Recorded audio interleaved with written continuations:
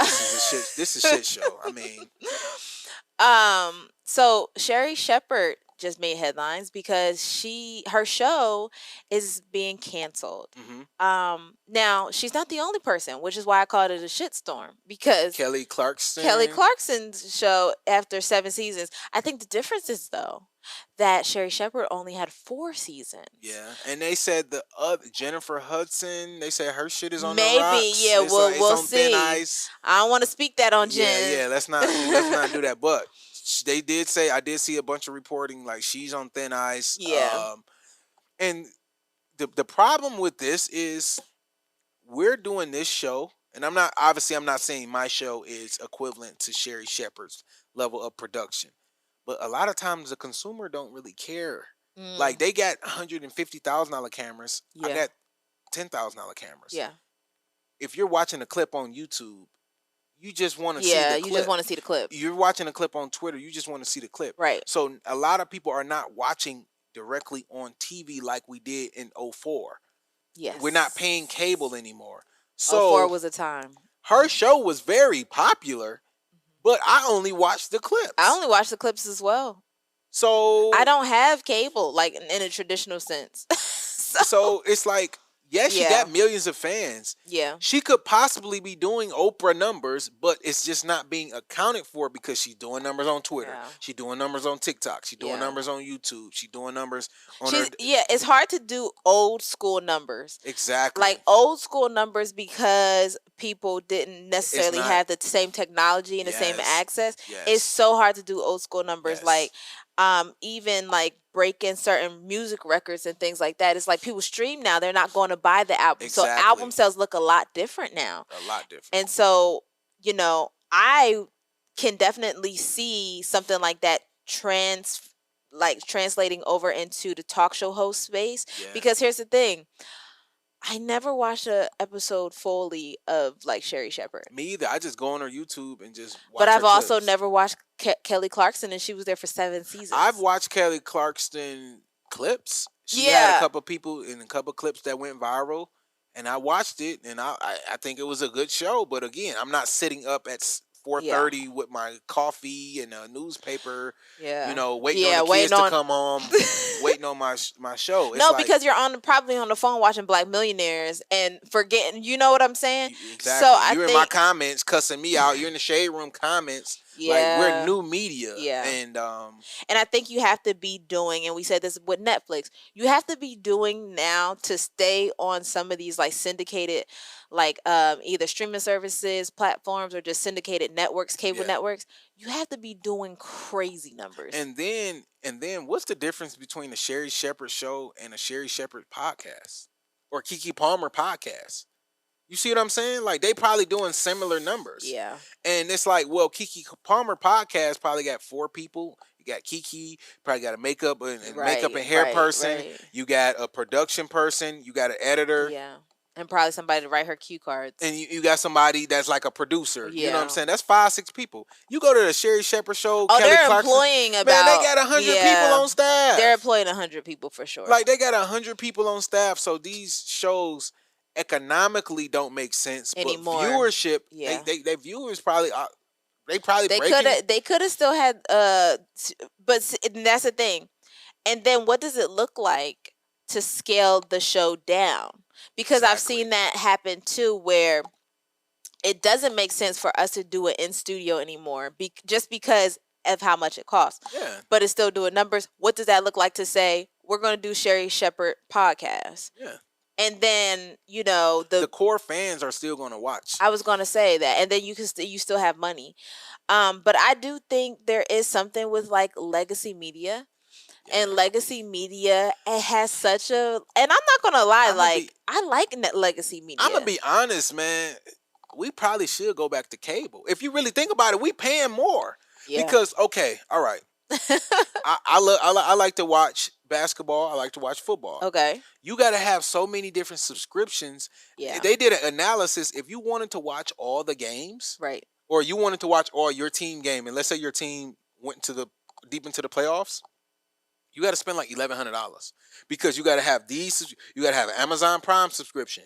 Then the big games Thursday night is on Amazon, and then you got NBC that's gonna get a game, ABC that's gonna get a game, ESPN Plus gonna get a game. Um, No. Netflix is gonna There's get not like a 5 or 6. package for that. They got an NFL package, but then you don't get all the games because they sell some of the games. So if now you got to get the NFL package, but then Gotcha. So YouTube you has their own package. So now you got to buy YouTube's.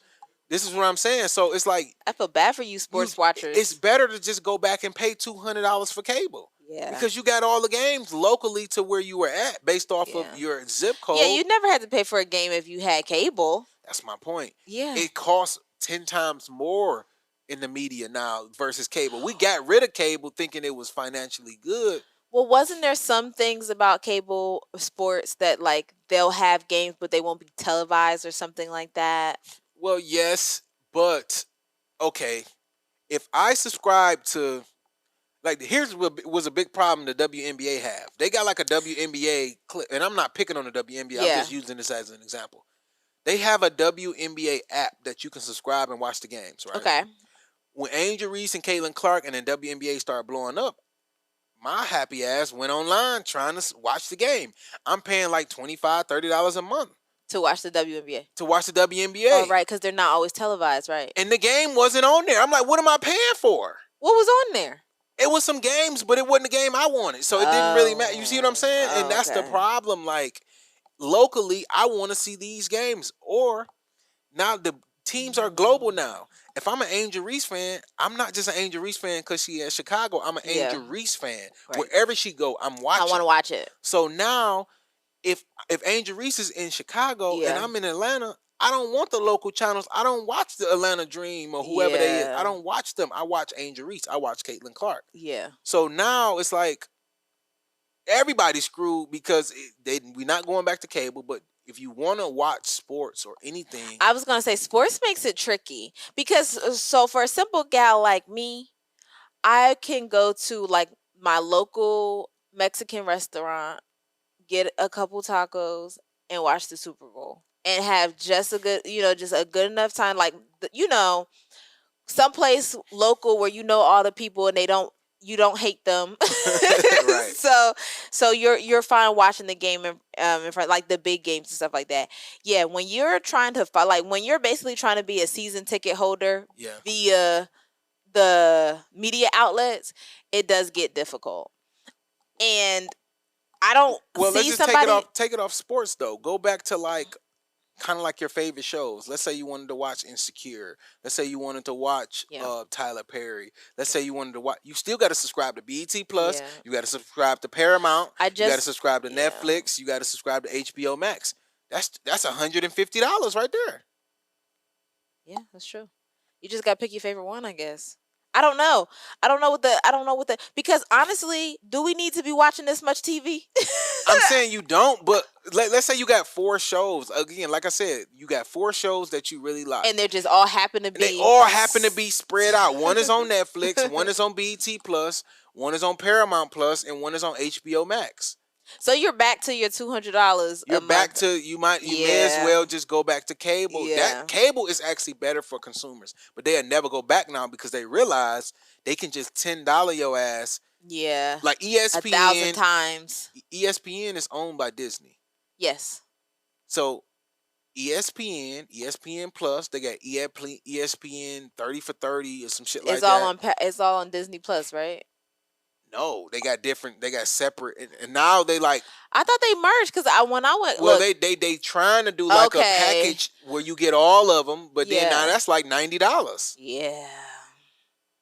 Yeah, they. They said it's an evolving daytime television landscape, but really and truly, it's like the whole thing is evolving.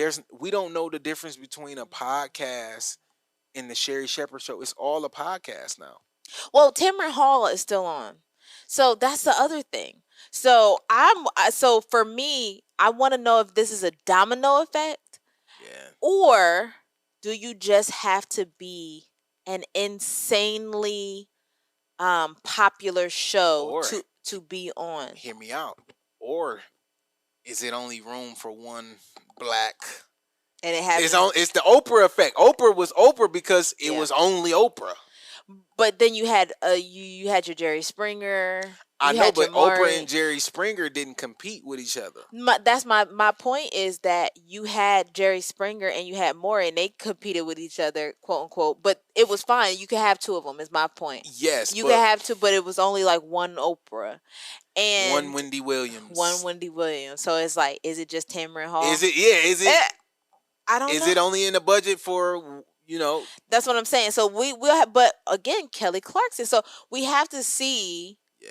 what it looks like, because maybe this landscape is not one black person. Yeah. Maybe it's like legacy, because I wouldn't put The View in this, because The View is kind of like a political show and it's like anchors. Yeah. I will almost put that there's some type of hybrid between the news and entertainment. Yeah. But as far as like a talk show, what if the landscape is for legacy media, we only have room for one talk show? Yeah, and then the talk shows be kind of weird because it's like you get them on there for 11 minutes or 10 minutes, Yeah. and it's like I don't want her on a talk show. Like that's not authentic. I want to listen to Kiki Palmer on a podcast, and now I hear her real thoughts because Right. she's on here an hour and a half, Right. and you can't fake it an hour and a half. You can fake that 10 minutes.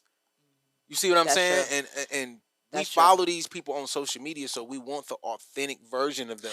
But I think that's what Tamron Hall has, because remember, she has the stories, and that's what Oprah had too. Yeah. So I think the problem with the evolving media is the idea that your Sherri Shepherds and your Jennifer Hudsons are getting people to promote things, and no one wants to see that. Yeah. Tamron Hall gets people with stories that have gone through things. You know that she got big for doing the crime stuff. Yeah. So she still kind of interweaves that too. So I think that maybe there's only room for one talk show, but if there is going to be just one talk show, it has to be authentic stories that really hit. Like, it's going to make you want to tune in. I mean, because even look at it like a Shannon Sharp, for example. Yeah. His show, he be having 20,000, 30,000 people live while he's doing his show. Those are numbers that compete with television shows. Yeah. So it's like, Live but he's studio only doing his audiences. podcast. So, it's a lot going there. But